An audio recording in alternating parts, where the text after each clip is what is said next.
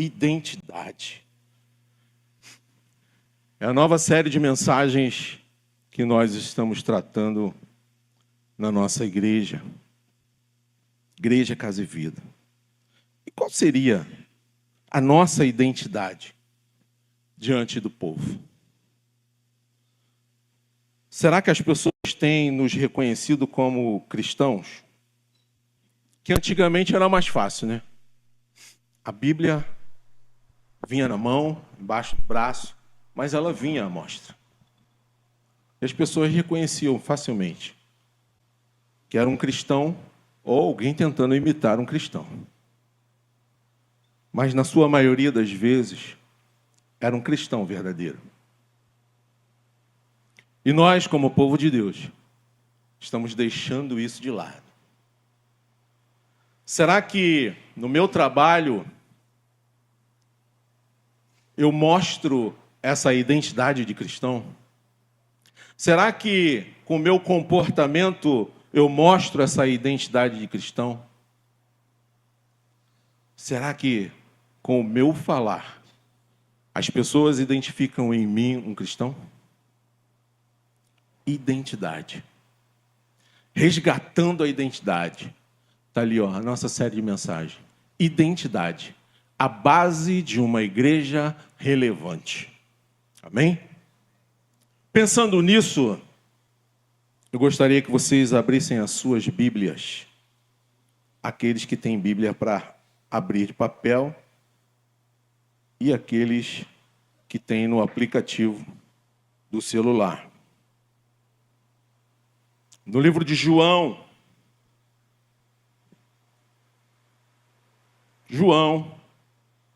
capítulo 7, versículo 6. João, capítulo 7, versículo 6. Amém ou misericórdia? Diz assim a palavra do Senhor: o meu tempo ainda não chegou, mas para vocês, qualquer tempo é oportuno. Muito obrigado, Senhor, pela oportunidade que Tu me dá de estar mais uma vez fazendo uso desse púlpito e trazendo a Tua mensagem. Tu conheces, ó Pai, o meu coração e a minha mente. Tu sabes, Senhor Deus, o que eu penso. Tu sabes, ó Pai, todas as coisas. Nessa hora eu clamo, Pai, pela presença do Teu Espírito Santo. E que Ele possa trazer a revelação de tudo aquilo que eu falar para o Teu povo que aqui está reunido. Muito obrigado, Deus. Em nome de Jesus. Amém. O título para essa mensagem é: Quando entender que o ainda não de Deus chancela a nossa identidade. Eu vou repetir. Quando entender que o ainda não de Deus chancela a nossa identidade. Para isso nós vamos ver a partir do versículo 1 o que está acontecendo aqui. Esse capítulo 7, ele vai falar sobre a incredulidade dos irmãos de Jesus. E diz assim o versículo 1. Passadas essas coisas, Jesus andava pela Galiléia, porque não desejava andar pela Judéia, visto que os judeus queriam matá-lo. E a festa dos judeus, chamada a festa dos tabernáculos, estava próxima. Então, os irmãos de Jesus se dirigiram a ele e disseram: deixe este lugar e vá para a Judéia, para que também os seus discípulos vejam as obras que você faz.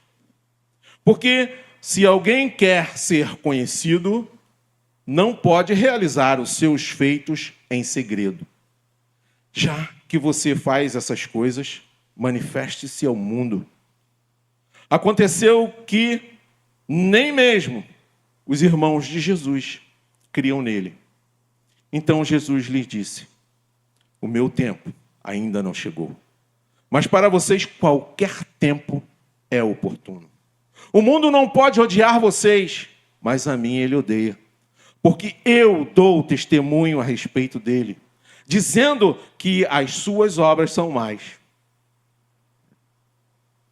Vão vocês para a festa, e eu não vou, porque o meu tempo ainda não se cumpriu. Tendo dito isso, Jesus continuou na Galileia.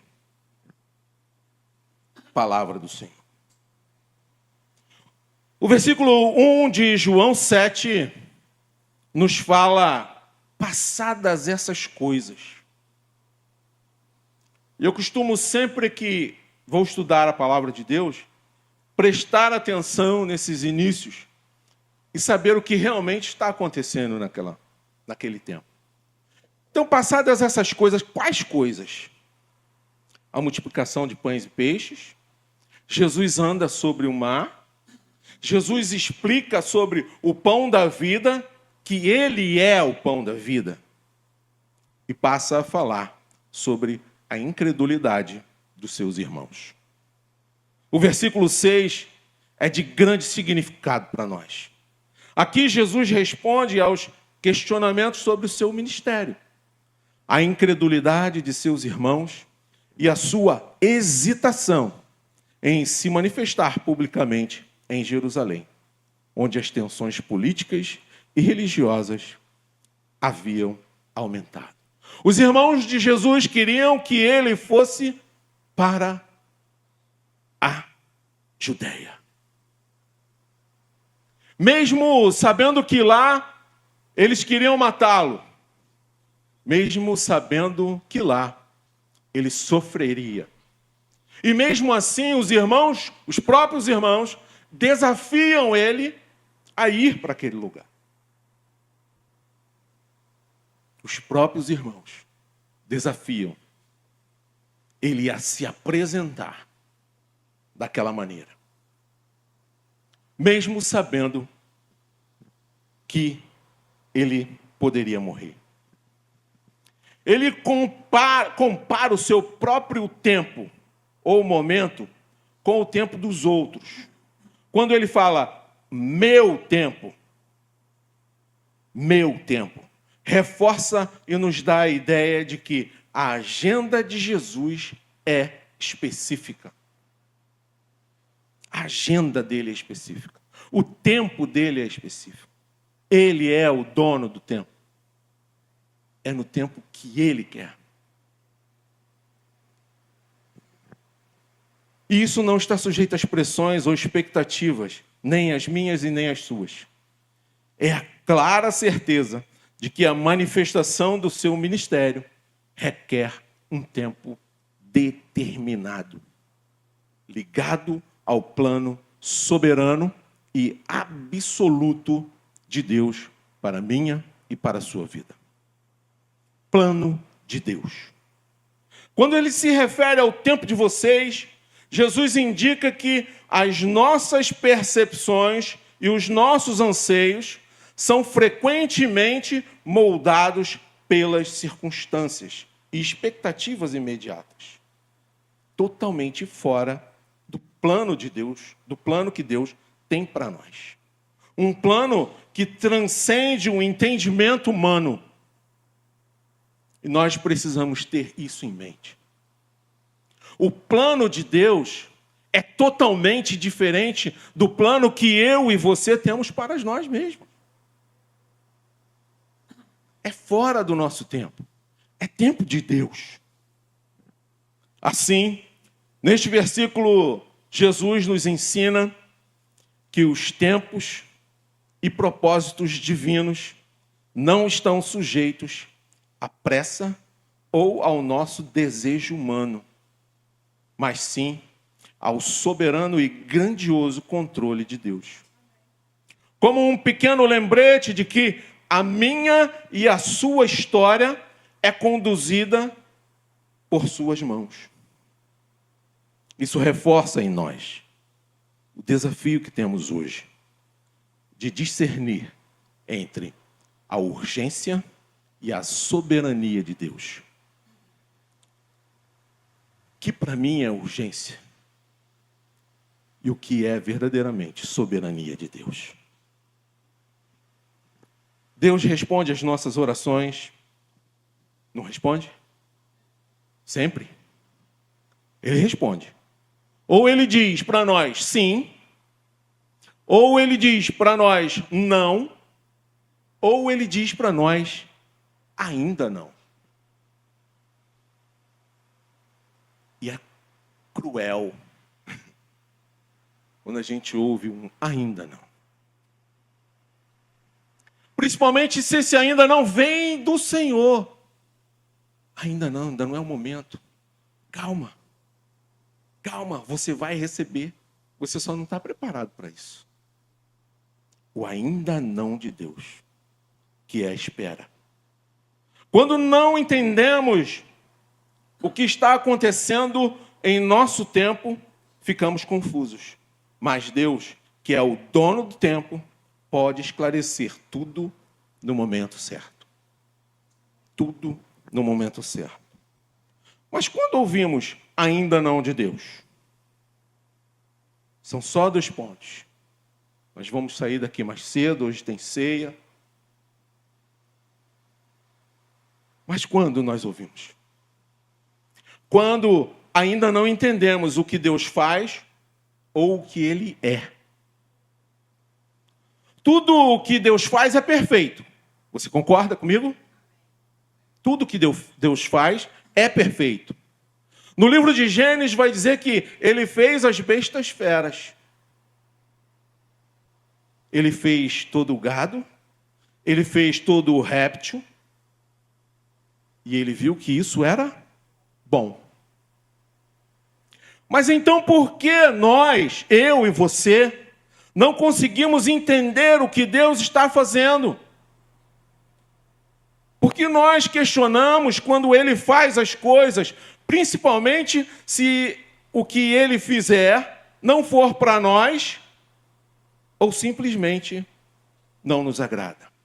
Por que é tão difícil nós entendermos a ação de Deus na nossa vida? Quando Ele diz, ainda não.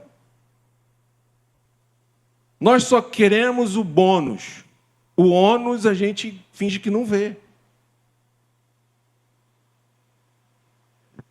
Por que isso acontece? No capítulo 13 de João, no versículo 7, Jesus responde para nós. Ele diz assim, o que eu faço tu não sabes agora, mas depois entenderás. Ele está dizendo para mim e para você hoje, você pode não estar sabendo o que eu estou fazendo agora, não estar entendendo o que eu estou fazendo agora, mas no futuro você vai entender. Daqui a pouco você vai entender.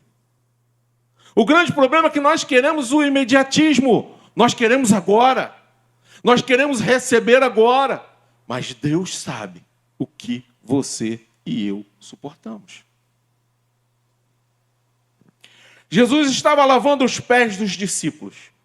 E Pedro não entendeu o que se tratava. Por isso ficou resistente.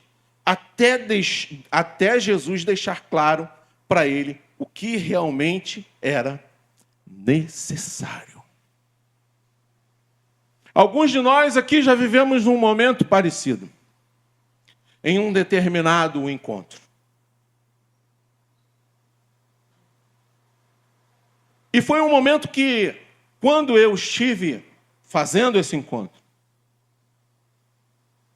eu falei assim, de maneira nenhuma. De maneira nenhuma você vai fazer isso. Não. E a gente sabe que a gente encontra pessoas que resistem a isso. Não. Eu é que tenho que fazer. Não pode. Então eu fui resistente até a hora que o pastor falou para mim assim, eu preciso fazer. Não é porque você quer, mas eu preciso fazer. E Paulo vai dizer a palavra, diz assim, então não lava só os pés, não. Lava o corpo todo. Lava as mãos, lava a cabeça, lava tudo.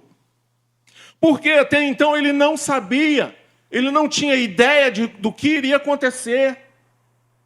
Mas Jesus sabe todas as coisas. Ele sabia a sua hora certa para cada coisa. E no momento certo, ele revelaria a sua glória.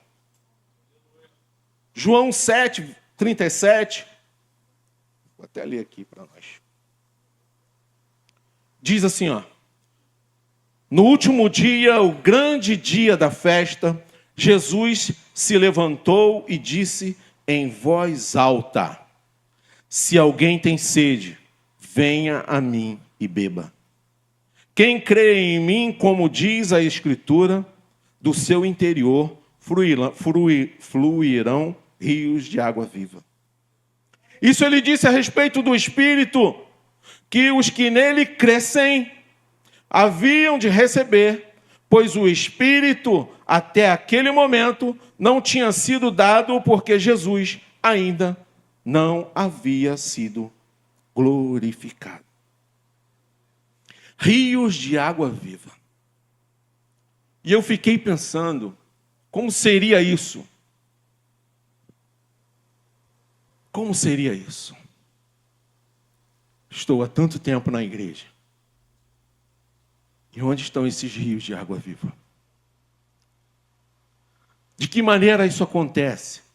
Será que está acontecendo e eu não estou vendo? Será que está acontecendo e eu não estou preparado para ver? Rios de água viva. Aquele que tem sede, venha a mim e beba. Até quando nós poderemos? Quando nós poderemos falar isso? Venha a mim. O que eu tenho eu te dou. Como diz Paulo. Jesus sabia a sua hora certa para cada coisa. E subindo para o céu, com certeza, como diz, está registrado em Atos 2, deixaria para nós o Espírito Santo. Quando Jesus foi chamado para ver Lázaro doente, parecia que estava demorando e que teria chegado muito tarde. Mas ele já estava perto do túmulo e ainda fez mais uma parada. Se a gente for ler o texto lá de João 11, a gente vai ver isso. Marta já estava... Já falei. Marta falou para Maria assim, eu já falei para ele. Não rolou. Ele já está na cidade. O que Maria faz? Vai atrás. E quando Maria chega até Jesus, ele está onde? No mesmo lugar onde Marta o havia encontrado. No mesmo lugar. O que parecia estar demorando, mas na verdade Jesus sabia o tempo certo para realizar aquele milagre. Ele sabia o que estava fazendo. Sabia. Ei, o seu milagre não está demorando. Ele sabe o tempo certo que vai acontecer.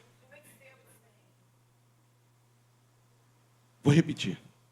O seu milagre não está demorando. Jesus sabe o tempo certo para acontecer. Se ele apenas tivesse curado Lázaro, seria um milagre comum diante dos outros que ele já havia realizado. Como diz aí o João 11, no versículo 37. Eles estavam falando. Mas alguns disseram, será que ele que abriu os olhos do cego não poderia fazer com que Lázaro não morresse? Eles sabiam, só que Jesus sabia muito mais. Era esse o momento que Jesus estava esperando. Mas ele queria o quê? Mostrar a glória de Deus. Que a cura, que o milagre de Deus na sua vida seja para a glória dele. Mas para isso é preciso crer. Para isso é preciso crer. E o próprio Jesus nos alerta, nos chama a atenção. O versículo 40 vai dizer, Jesus respondeu. Respondeu para quem? Para Marta. Eu não disse a você que, se cresce, veria a glória de Deus? Os versículos 25 e 26 vai dizer para nós assim, ó. Então Jesus declarou, eu sou a ressurreição e a vida. Quem crê em mim, ainda que morra, viverá. E todo o que vive e crê em mim, não morrerá eternamente. Você crê nisso? Glória a Deus. Glória a Deus. Porque, infelizmente, muitos cristãos não estão mais crendo nessa palavra. Muitos. Devemos valorizar a palavra do Senhor. Assim como foi dito de manhã. Ainda temos a oportunidade de ter a palavra de Deus e cultuar ao Senhor.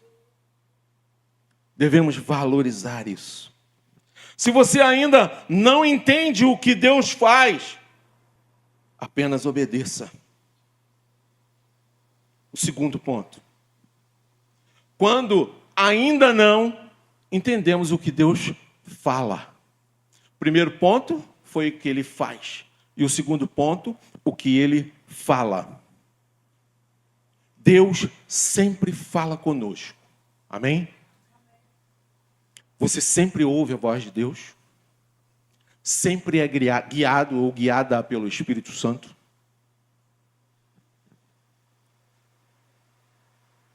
Mas Ele só fala conosco quando Ele quer.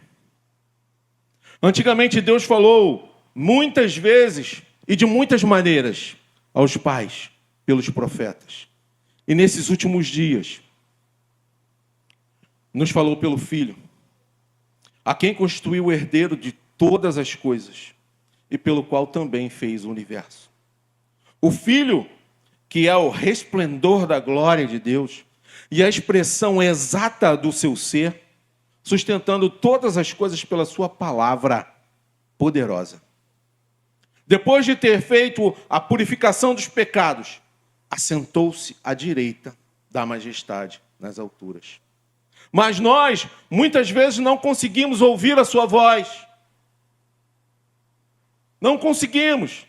Às vezes Ele está falando conosco, quer falar conosco, não damos oportunidade.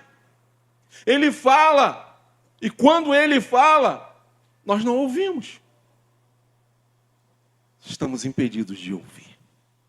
Ah, mas como assim impedidos de ouvir? Se Deus está falando comigo, como eu posso ficar impedido de ouvir?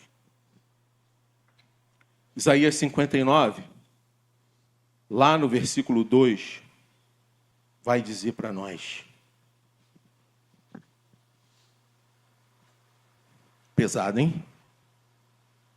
Mas as iniquidades de vocês fazem separação entre vocês e o seu Deus. E os pecados que vocês cometem levam a esconder o seu rosto de vocês, para não ouvir os seus pedidos. Não ouvir o meu e o seu pedido. Os nossos pecados fazem com que Deus não ouça. Não nos ouça. Aí você pode falar assim, mas o pastor está dizendo que eu estou em pecado. Irmão, nós nascemos no pecado. Porque o grande problema do cristão é achar que pecado, quando fala assim, fulano está em pecado.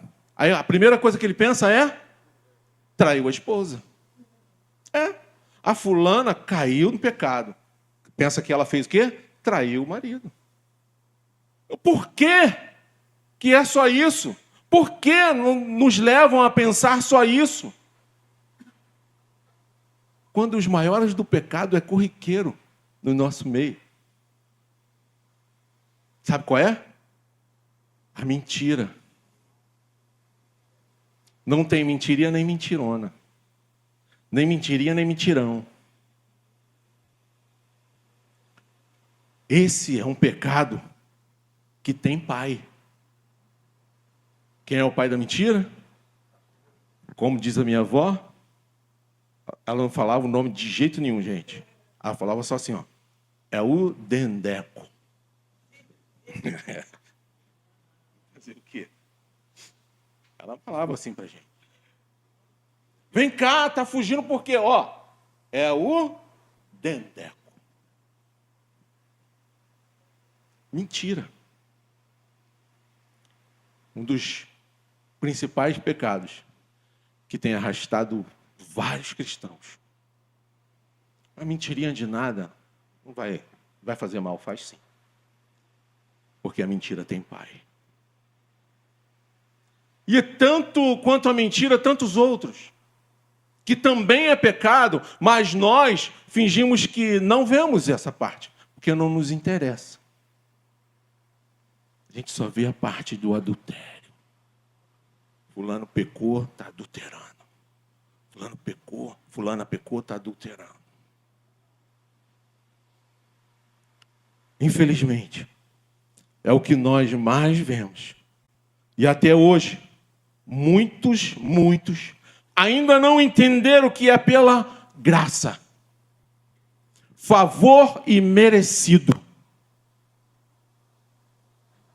A graça da garça. A arte de viver em meio à lama sem sujar as vestes. O pastor Pérez até postou uma reflexão sobre a garça. Acho que não foi no mês passado, né? Aí a gente estava conversando sobre isso. A graça da garça. A arte de viver em meio à lama, sem sujar as vestes. João 16, no versículo 12, vai dizer assim, ó, tenho ainda muito que vos dizer, mas vós não podeis suportar agora. Precisamos aprender a ler, a entender a palavra e saber verdadeiramente aquilo que Deus tem para nós. E reconhecer a grandeza e o poder dele. Mas vai chegar a hora, vai chegar o dia em que tudo nos será revelado e estaremos aptos a suportar. Tudo nos será revelado. Era assim naquela época e é assim até os dias de hoje. A história continua e, por vezes, não percebemos isso. O nosso manual é a Bíblia. E enquanto não aceitarmos isso, viveremos em repetições, nos enganos do que é sermos verdadeiros cristãos. Quando Jesus disse a Maria, sua mãe, ainda não é chegada a minha hora, provavelmente ela não entendeu. Mas certamente a sua mãe guardava todas essas coisas no coração. Guardava todas essas palavras no coração. Todas essas mensagens no coração. Várias vezes, Jesus também disse para os discípulos que o seu tempo ainda não estava cumprido. E vocês vão lembrar comigo que tomando um barco, passaram para o outro lado, rumo a Cafarnaum. Já se fazia escuro. E Jesus ainda não viera ter com eles. Jesus havia mandado os discípulos ir de barco à sua frente, prometendo alcançá-los em seguida. Na hora eles foram. Eles obedeceram. Só que em momento algum, eles pensaram como Jesus iria ao seu encontro. Pegaram o barco, o mestre ficou lá e remaram. Já estavam longe. Ninguém parou para pensar, vamos voltar, a gente está muito longe, como é que ele vai chegar aqui? Ninguém pensou nisso. Mas Jesus foi... Meu Deus do céu, eu imagino essa cena. Mas Jesus foi andando sobre as águas e os salvou de uma grande tempestade com apenas uma palavra. Eu sou, não tenha medo. Eu sou, não tenha medo. Se você ainda não entende o que Deus faz e fala, apenas creia. Creia. Precisamos, como cristãos que somos, entender o ainda não de Deus e assim selarmos ou chancelarmos a nossa identidade. Já estou indo para a conclusão.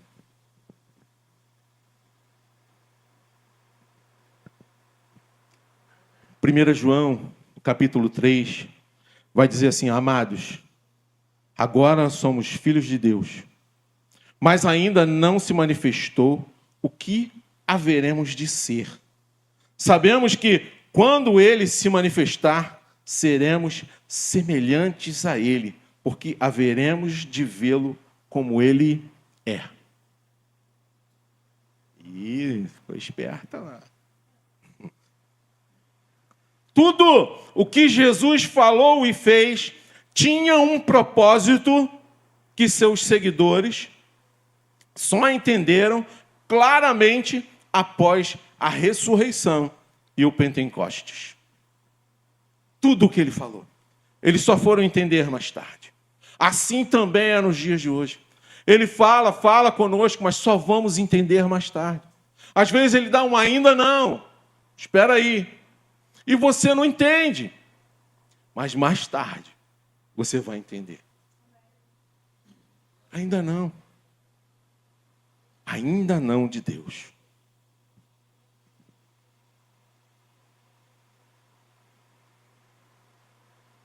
Quando o Espírito Santo foi derramado para ensinar e lembrar as palavras de Cristo, mas o Consolador, o Espírito Santo, que o Pai enviará em meu nome, esse ensinará a vocês todas as coisas e fará com que ele se lembre de tudo o que eu lhes disse.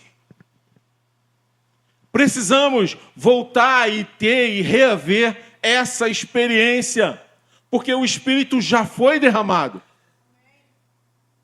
Nós precisamos buscar essa experiência. Algo novo. Algo novo, sair da mesmice. Toda vez que eu oro, eu falo, Senhor, me dá uma experiência nova contigo. Não precisamos ficar contando as experiências dos outros. Tenha a sua própria experiência. Tenha a sua própria experiência. E às vezes abrir um espaço para você contar alguma coisa e você não tem nada. Não tenho nada. Eu me incluo nisso. Irmãos, foram 30 anos trabalhando em lugares inóspitos, procurando somente o que era ruim. Eu só sabia procurar o que era ruim. Eu fui ensinado a fazer isso. Buscava tudo que fosse de ruim. Por isso que eu falo hoje, não ande à noite. Se você puder, não ande à noite. Não saia. Vocês não imaginam o que eu já vi à noite. 30 anos e hoje eu estou aqui, falando para vocês. 30 anos e nunca tive um problema. Nenhuma arma forjada contra ti prevalecerá. Eu me agarrei nesse versículo.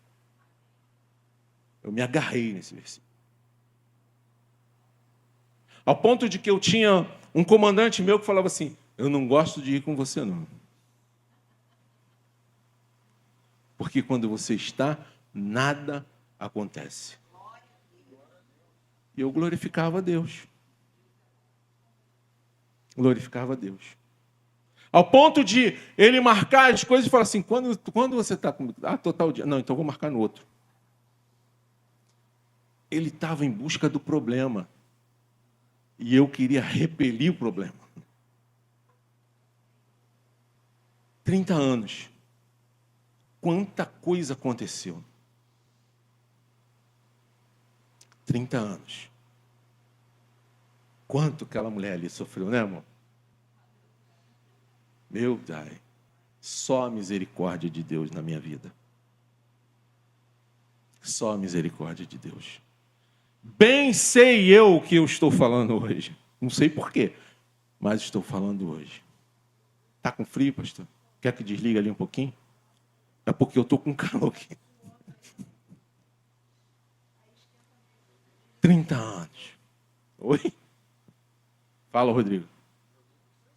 Tá bom, parceiro. Tá assim, polo sul. Polo sul, polo norte. 30 anos.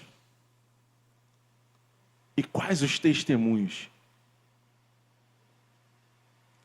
Quantos testemunhos eu já poderia ter dado e você não ter errado como eu errei?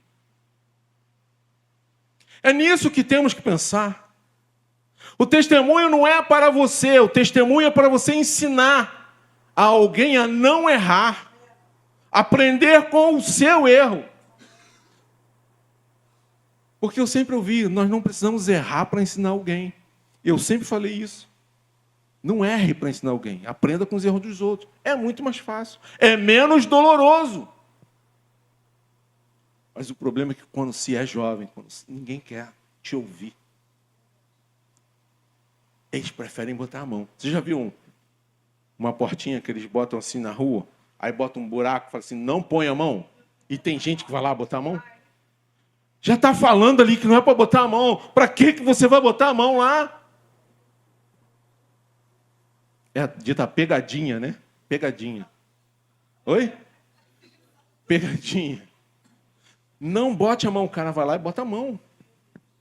É um buraco grande, alto. Não olhe. O cara vai lá e olha. Para que vai olhar? Está dizendo lá para não olhar. É dessa forma, irmãos. É dessa forma que as coisas acontecem. De que maneira você e eu temos dado testemunho da nossa vida? De que maneira você e eu temos usado o nosso tempo para falar de Jesus? Devemos e precisamos crer naquilo que a palavra de Deus nos diz.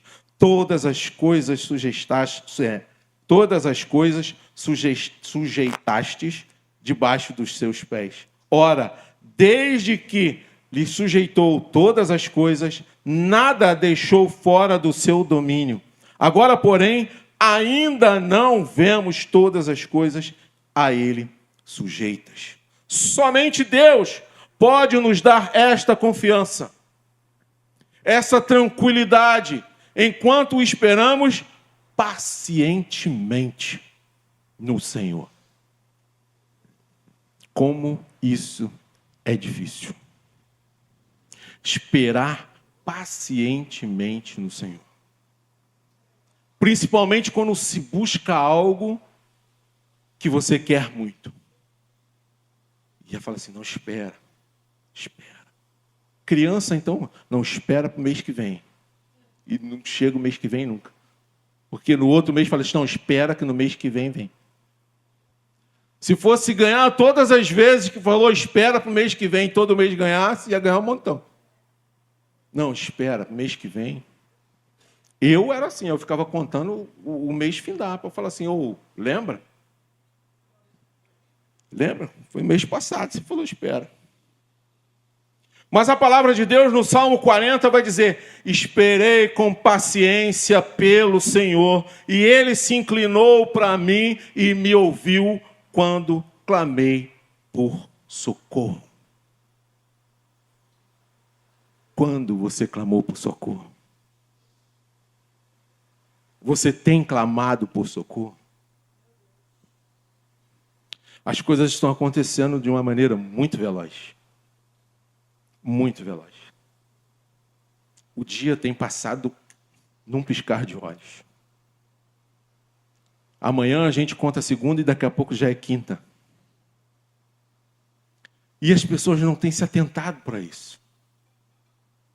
Não têm se atentado. A palavra de Deus está se cumprindo. E muita gente não está percebendo isso. Prefere acusar fulano, acusar ciclano, não porque fulano é assim, porque esse fulano, ele pensa que é o dono do mundo. É a palavra de Deus que está se cumprindo. Palavra de Deus. Deus diz, ainda não.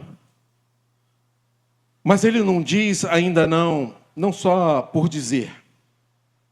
É porque ele está preparando a minha e a sua vida para receber tudo o que ele já conquistou para nós. Só precisamos estar preparados para receber.